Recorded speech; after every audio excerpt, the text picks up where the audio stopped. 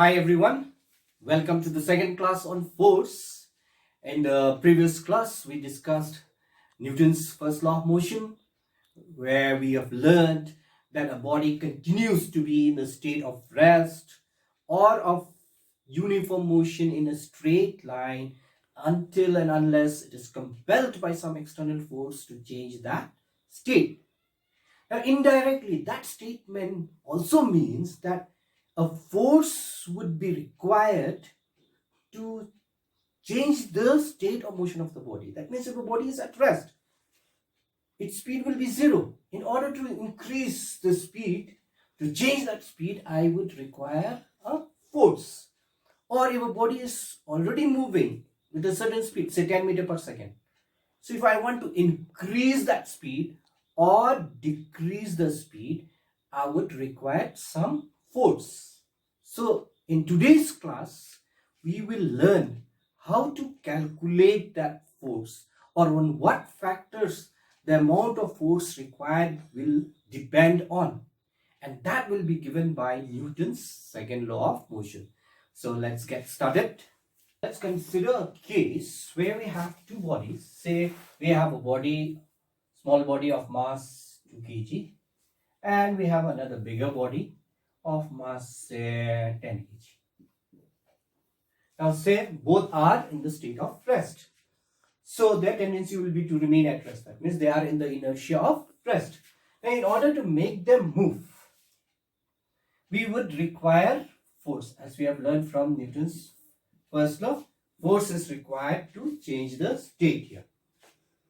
Now this body, which is heavier, has greater inertia. We know mass is the measure of inertia, means a body having more mass will have more inertia. So naturally here the force which would be required to push or to make it move will be much greater than the force required in the first case. Here lesser force will be enough to make it move. Say for example a football lying on the ground and we have a rock. Okay, in order to make the football move, it's just a small force, just a small kick will be enough to make the ball move. But in order to make that rock move, we would require much greater force. So what we understood by this example is force depends on the mass of the body. So the first factor on which force depends will be the mass. Now let's take a case, another case. Say we have a very small body moving towards you at a very fast speed. Say we have small stone, but it's moving at a very fast speed. And we have another body, bigger body, but it is rolling slowly towards you.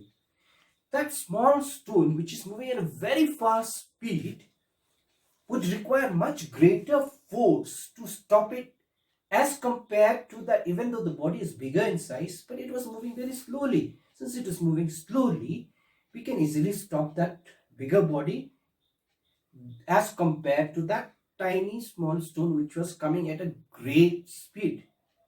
Okay, like for example, a bullet being fired from a gun has greater impact than a bigger body moving slowly. So from this example, we understand force does not only depend on mass, it also depends on the velocity or change of velocity. So these two factors together gives us another quantity which is called momentum.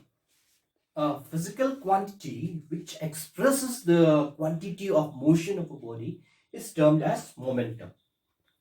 It expresses the quantity of motion, and mathematically it is given by the product of mass and velocity. That means if we multiply mass and velocity, we will get momentum, and it is denoted by the letter P. Okay, it is a vector quantity because velocity is involved, so momentum will be a vector quantity, remember. And SI unit is kg meter per second, because we know the SI unit of mass is kilogram or kg, and velocity, we are multiplying velocity is meter per second, so together it will become kg meter per second. Now any moving body, remember, any moving body will have momentum. Say a truck is moving with a certain speed, and a car also is moving at the same speed. Both of them will have momentum. But the quantity of motion in the truck will be much greater than the quantity of motion in the car, because they're moving at the same speed, but the mass of truck is much more than that of the small car. So the momentum of the truck in this case will be higher than the momentum of the car. But if the same car, if it moves at a very high speed and the truck moves slowly, the momentum of the car in that case will become greater than the momentum of the truck. Now, if a body, say we have a body of 2 kg, and if it is moving with a speed of 10 meter per second, okay, or velocity in that direction, so what will be the momentum? So to get the momentum, we just need to multiply this. So it will be 2 into 10, so it will become 20 and 20 kg meter per second. Okay. Now, if we have a body, say any mass, but it is not moving, say mass is 5 kg and it's not moving, the speed is 0. So if you multiply 5 into 0, it will become 0. So body at rest will have no momentum. That means momentum of body at rest will be 0. 5 into 0 will be 0. So any body which is not moving, the momentum will be 0. It is now understood that force depends on the change in momentum. If you want greater change in the momentum, greater will be the force required. Let me give one more example to understand it more properly. Say we have a body of mass 5 kg and it is at rest. That means the speed is 0. Now, if I want this body to move with a certain speed, say 10 meter per second, mass will remain the same. So what will I need? I need to apply force. Without applying force, the speed will not change from 0 to 10. Now, if I want the change to be from 0 to 20, the force required would have been greater. Okay. Now, we may think that force depends only on the speed. But if this mass was heavier, this is supposing if the mass is 5 kg and you are changing from 0 to 10, if it was a 10 kg mass, again the force would have been greater. So we can say that, you cannot just say that force depends only on the mass, it also depends on the change in velocity. So together it depends on momentum. So we will talk in terms of momentum. What is the initial momentum here?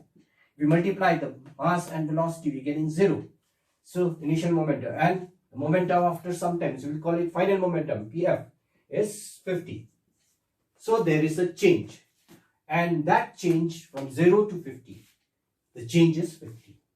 So now if this change, had it been more, supposing if you want, here the change is from 0 to 50, if you want to change it to 0 to 100 or 0 to 200, the greater is the change in momentum, the greater will be the force required. Now, so we understand force is directly proportional to the change in momentum. Now, this means that if the change in momentum is more, force will be more. Change in momentum is less, force will be less. That's the meaning of directly proportional. Okay.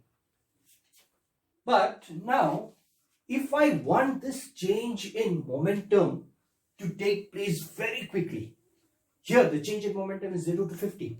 Supposing it took place in 2 seconds. If I want it to happen in 1 second, quickly, the change should take place very quickly. In that case also the force required will become greater. So that means force is not only dependent on change in momentum, it is also depending on how fast or how slow the change is taking place. That means it depends on the rate of change of momentum. Rate of change of momentum means will change of momentum compared with time. So this is rate of change of momentum. So force is dependent on not only the change in momentum, this is dependent on the rate of change of momentum. And this is what Newton's second law of motion states. Newton's second law of motion states that the rate of change of momentum is directly proportional to the applied force, and the change takes place in the direction of the force. If we apply the force in this direction, the change of momentum will take place in that direction. So here the change is taking place from 0, it is increasing in the direction of the force. If a body was moving in this direction, if I apply force in this in the opposite direction, the change will take place in the direction of the force. The speed of the body will decrease.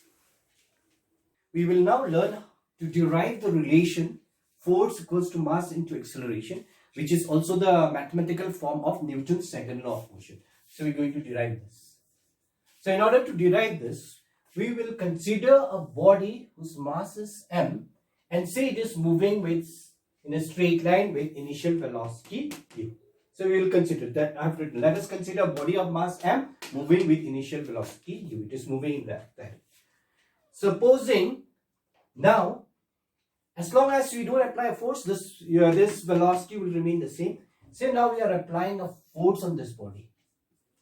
So this force, what will it do? It will change the velocity. Constant force, say this force, it's been acted for some time. Say the time for which the force is acting is t. And after that time, the velocity has changed from u to v. Now, this velocity is v after time t. So here I've written this, that a constant force F acts on the body for time t so that its velocity changes to v. Okay. Now, we have learned that momentum is the product of mass and velocity. So this is the initial momentum. In the beginning, this was the momentum, mass into velocity. So initial momentum m denoted by pi equals to m into u, mass into initial velocity. And final momentum after the time will be, this mass will remain the same multiplied by the final velocity. So this is the final moment. Now by Newton's second law of motion, we have already learned that the applied force is directly proportional. This is a symbol of directly proportional to the rate of change of momentum. Okay, so we can write F proportional to rate of change of momentum means change of momentum or change in momentum divided by time taken to change. Now F will be proportional to, now change in momentum. What is the change in momentum here? From initial momentum, it became final momentum. So the change in momentum will be the final momentum minus the initial momentum divided by the time taken, that is t. Or I can write F proportional to, final momentum is mb here, initial momentum is mu divided by t.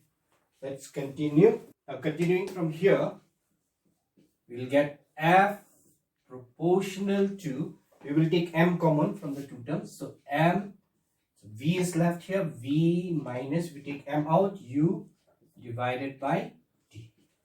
Now if you look at this part, v minus u by t, it's the definition of acceleration. Rate of change of velocity is acceleration. So in that part, instead of writing v minus u by t, we can write a. Since we know acceleration a is v minus u by t. Now the next line, we will remove this proportional sign and we will put equal to. And whenever you do that, when the proportional sign is replaced by equal to, we have to write the constant of proportionality. Here k is the constant of, it will be a fixed number. We don't know what is the value, we will calculate. So since we are removing the proportional sign by equal to, we are writing k. K is called the constant of proportionality. So here k, what is k? K is the constant of proportionality.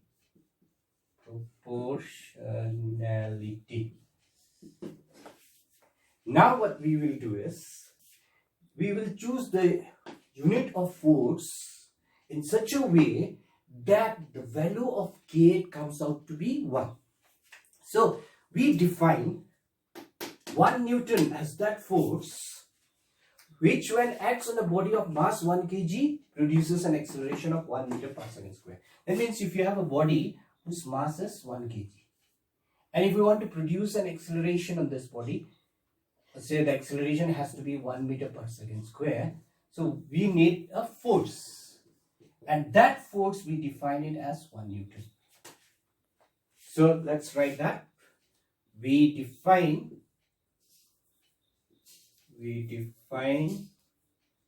1 Newton as that force which, when acts on a body of mass 1 kg, produces an acceleration of 1 meter per second square. That is 1 Newton. When the force is 1 Newton, the mass will be 1 kg and acceleration will be 1 meter per second square. So let's put this, that is, let's try this. F will put 1 Newton. K we don't know the value.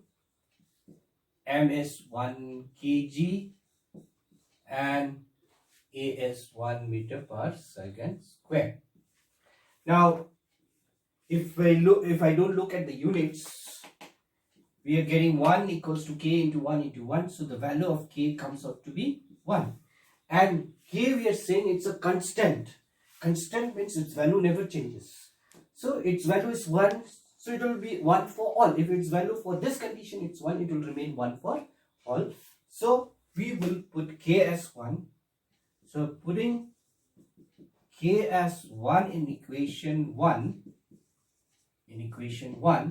we get, so F equals to, K is 1 we don't have to write, so F equals to ma. So this is the mathematical form of Newton's second law of motion. We will now do some numerical problems based on the formula F equals to ma.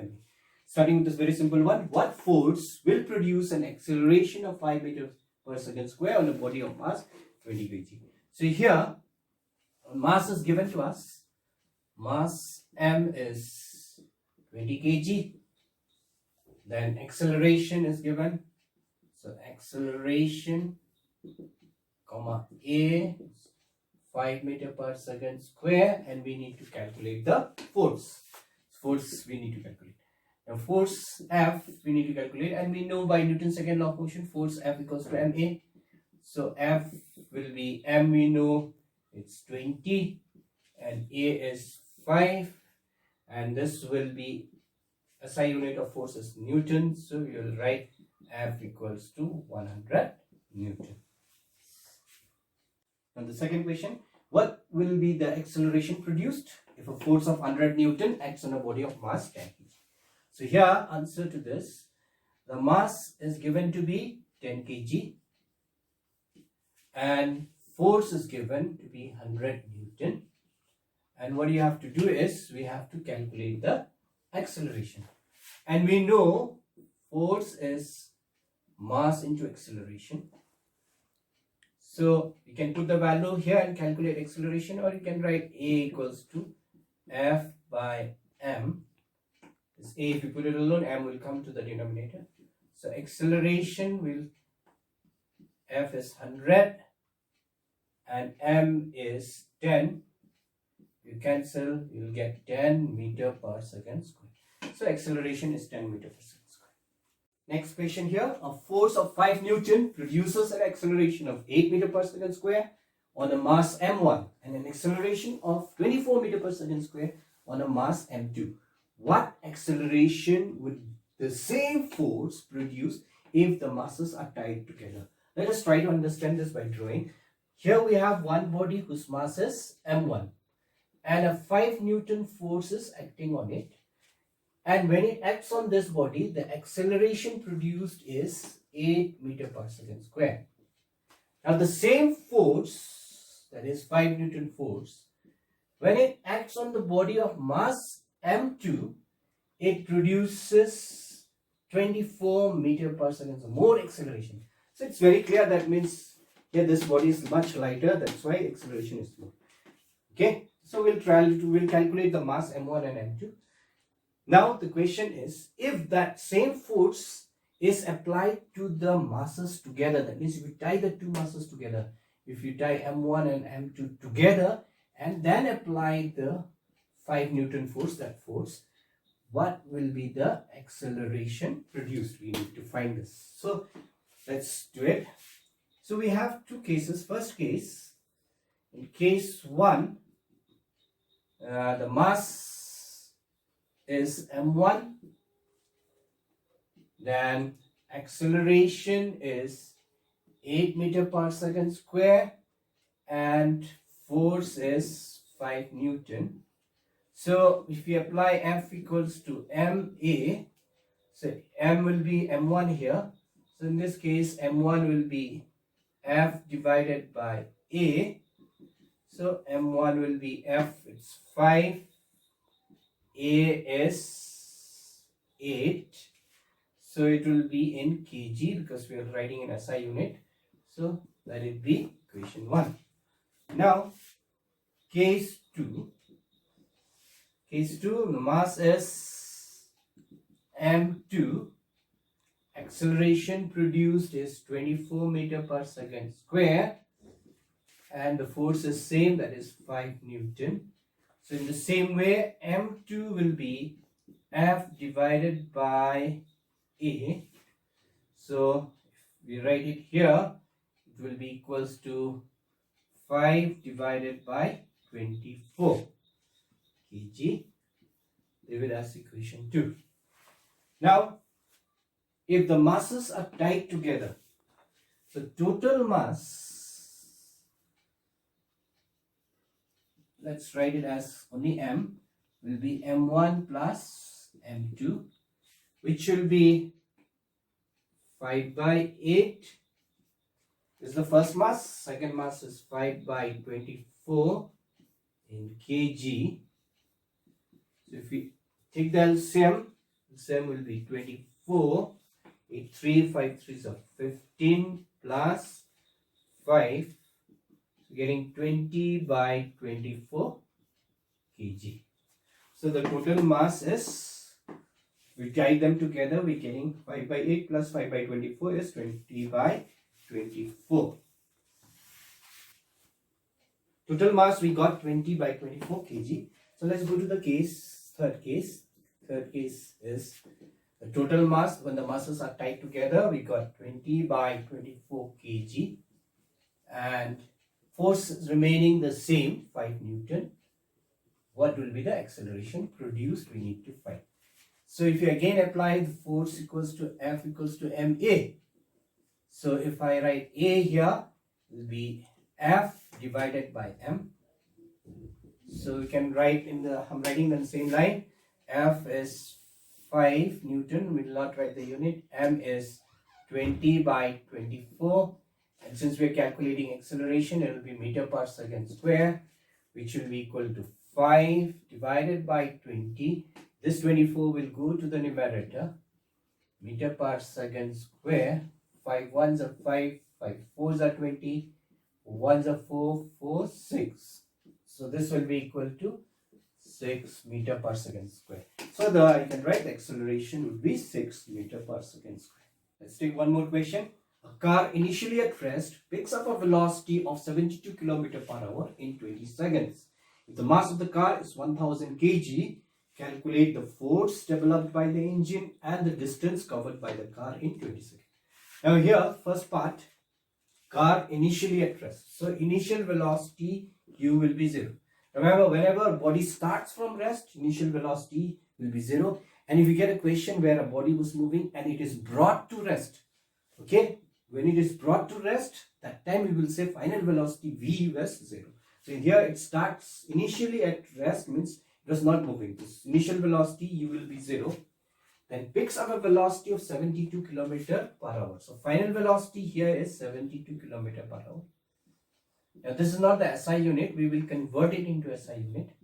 So we will write 72, 1 kilometer has 1000 meters, so meter is the SI unit. And below we have 1 hour has 60 minutes and each minute has 60 seconds. So 1 hour is 60 into 60 seconds. Now if you cancel this, 2 zeros here, then we have 7 ones is 6 ones is 6, 6 ones is 6, 2s are 12, yes, 6 1, 6 2. So we're getting 20 meter per second. The final velocity in SI unit is 20 meter per second. Then the time taken, how much time it took to change from 0 to 20 seconds. So we got the time also. Now we have to calculate first the force, and we know force equals to MA. M we know, mass we know here. Mass is 1000 kg. Now to calculate the force, we need to know the acceleration. F equals to MA. So first what we'll do is calculate the acceleration. And write acceleration A equals to V minus U by T. So A will be, what is V here? We'll not put this value, we'll put this one. 20 minus U is 0 by time also is 20. So here acceleration 20 divided by 20, you cancel, you're getting 1 meter per second square. So acceleration is 1 meter per second square. Now we have to calculate the force. So from here, let's calculate here. So force, we know F will be MA. So force M is 1000 kg and acceleration is 1. So 1000 into 1 will be 1000 Newton. So that's right, 1000 Newton. Force is 1000 Newton only. And to calculate the distance covered by the car in 20 seconds. So to get the distance, we know the distance is denoted by S, and we can use the formula S equals to UT plus half AT square. So distance S, U initial velocity here is 0, time taken is 20 plus half A we got 1, acceleration we got 1 meter per second square, time is 20 square. So next line, S will be 0 into anything is 0 plus half into 20 in meter. We'll write the unit. So this will cancel, to 10s are 20.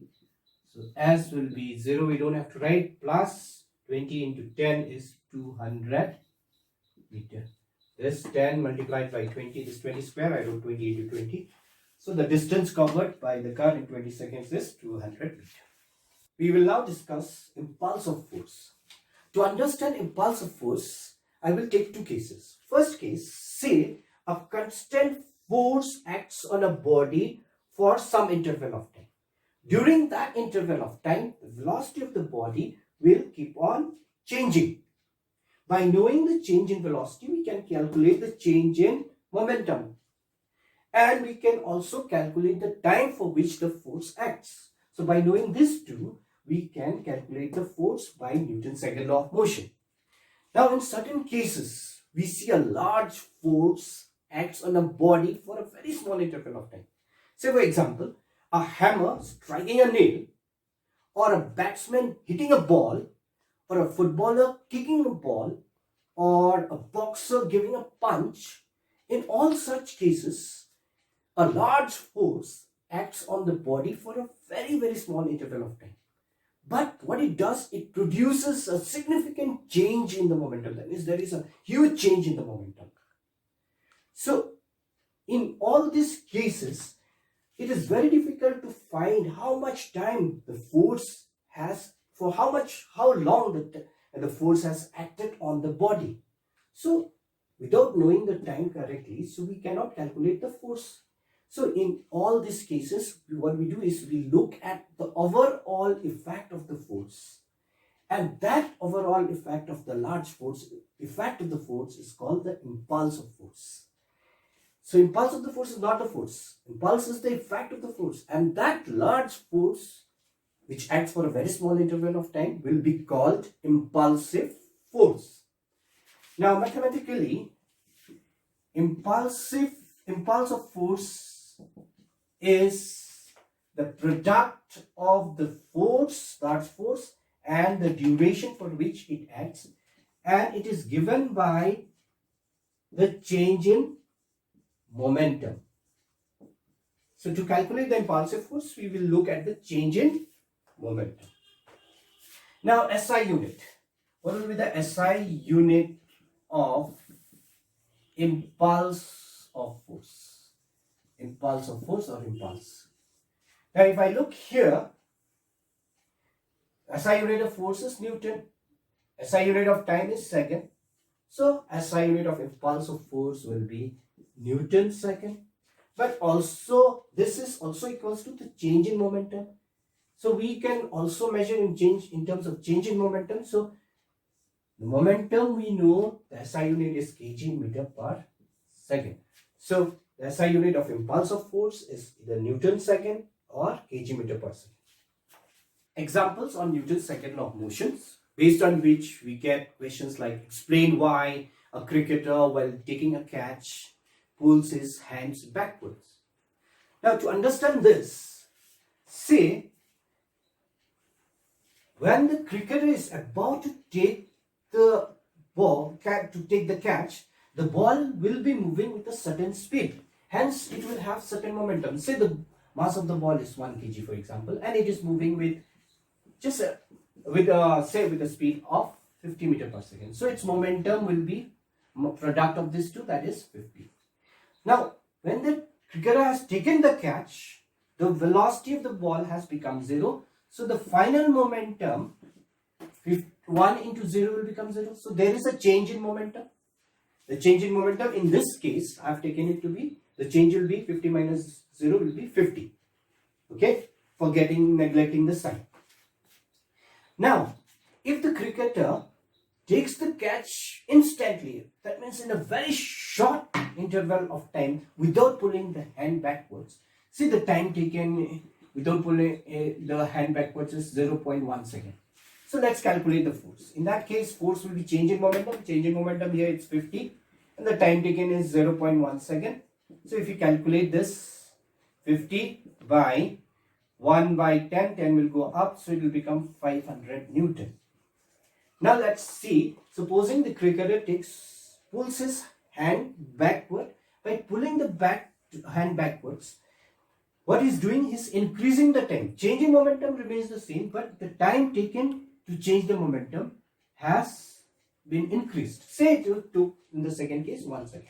So if the time taken is 1 second, change in momentum remaining the same, the time taken is 1 now. Now the force will be only 50 Newton. In the first case, the ball will hit his hand with a force of 500 Newton. By pulling the hand backwards, is increasing the time, the force has been reduced. So by pulling the hand backwards is reducing the force so that he does not get hurt.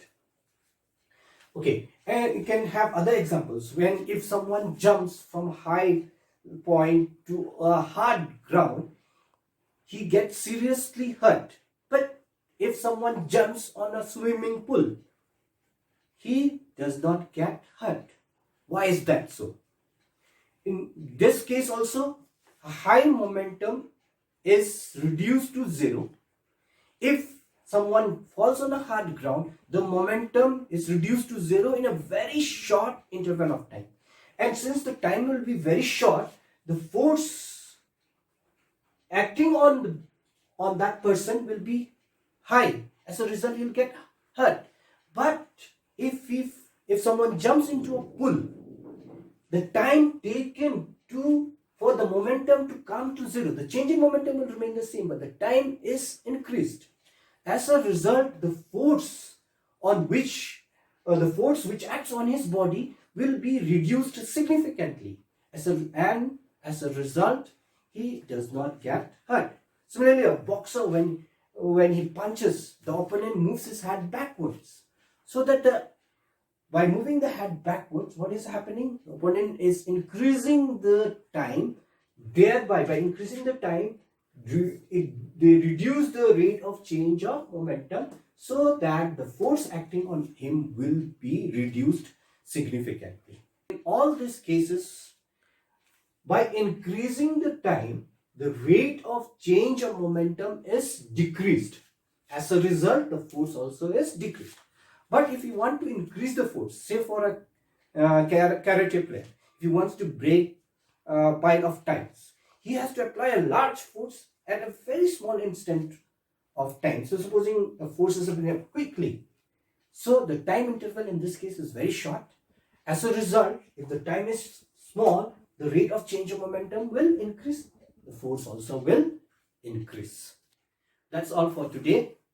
In the next class, we will be discussing Newton's third law of motion and conservation of momentum, the law of conservation of momentum. Okay then, bye.